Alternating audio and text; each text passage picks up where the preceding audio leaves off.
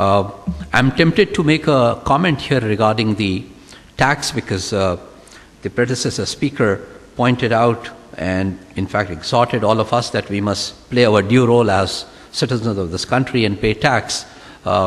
It's rather disappointing, Mr. Saddle.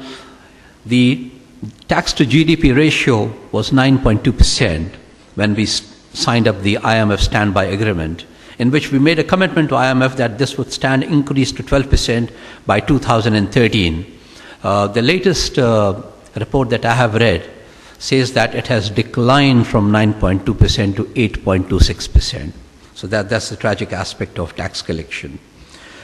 The second area where possibly something will have to be done almost immediately is to have an issuance strategy, a market access, and a debt management framework that must be in its right place.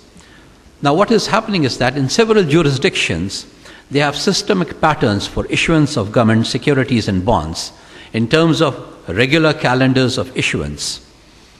Auctions and frequency is also predetermined and well known to the market. If you look at the People's Republic of China or the Chinese Taipei, Korea, Malaysia, New Zealand, and Singapore, they all provide for annual issuance programs. Consequently, it is either at the beginning of the year or at the end of the year or at the time of the budget of the year. So once the annual issuance plans are known to the marketplace, there is some kind of predictability of what is going to be the interest rate pattern in the economy. Hong Kong, Philippines, and Thailand provide for issuance calendar quarterly basis. And an issuance calendar for the next 3 months is always available with the Central Bank of Japan. Now, contrary to these practices, when you look at our own marketplace, we have got the 3, 6, and 12-month T-bill auctions, which is held almost every fortnight, with a known track to the market of what it is going to be like, although contrarily to them, our targets are announced only 2 days prior to the auction. T-bills are used as instruments of monetary policy. Targets remain at the discretion of the central bank. As regards the long-term bonds, instruments, i.e. PIBs, their auctions are scheduled every quarter. This situation reflects a need for reforms to be made at the Debt Policy Coordination Office under the Ministry of Finance, and their analytical skills in managing the GOP debt portfolio, which is highly skewed towards the shorter end of the yield curve, creating a rollover risk for both the marketplace itself and also for GOP's own debt, creating distortion in the yield curve essentials. Some suggestions out here. There is a need to define and adhere to the principles of broad market access and transparency in the government funding operations. There will have to be a definition of a clear type of the objectives and debt management strategy that involves market finance and introduction of risk management objectives. One will have to go around building sound institutional framework for debt management with appropriate governance structure in place. I emphasize the word governance because it's ultimately the use of public money. To identify how technology can be used to create new channels for the distribution of securities.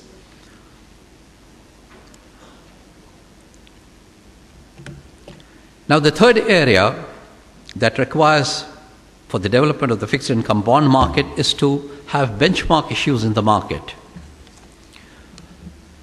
In the G10 countries, the number of benchmark issues varies from 1 to 12, whereas, for example, in Japan has only one of a 10-year maturity bond, while on the other extreme we have Holland, which has got 12 benchmark issues with short-term maturity to long-term maturity. The Asian emerging market countries' experience tells us now that prior to 1997, even those countries that were not active issuers of government papers, largely because they had large fiscal surpluses, have now all gone into issuing papers ranging from a maturity span of 28 days to 10 years. Again, a quick suggestion out here. There is an absolute need to strike a reasonable balance between short and long-term borrowing by the government of Pakistan to create effective benchmark in the market.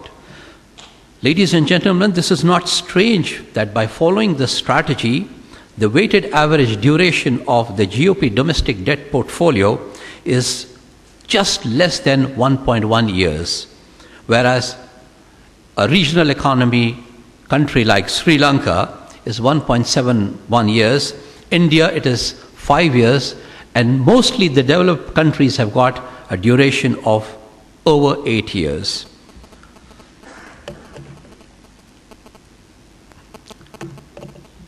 The fourth area for development of the market is to enhance the investor base.